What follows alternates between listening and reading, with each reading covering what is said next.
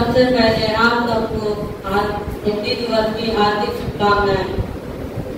साथियों, आज हिंदी दिवस के अवसर पर आपके समक्ष मैं एक कविता प्रस्तुत करना चाहता हूँ। कृपया ध्यान से सुनिए। जन जन की भाषा है हिंदी, जन जन की भाषा है हिंदी, भारत की आशा है हिंदी।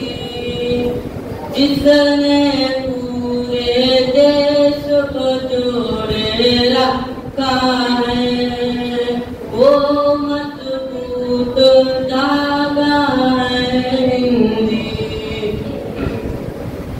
हिंदुस्तान की गौरव गाथा है हिंदी, एकता की अनुपम परंपरा है हिंदी।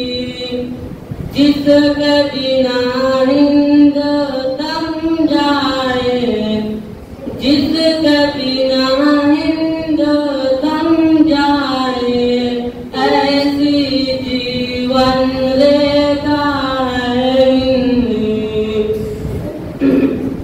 जिसने काल को जीत लिया है, ऐसी काल जयी भाषा है हिंदी।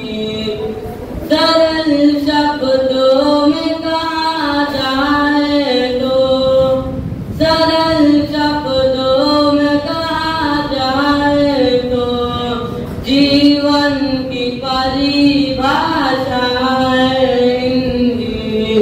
जन जन की भाषा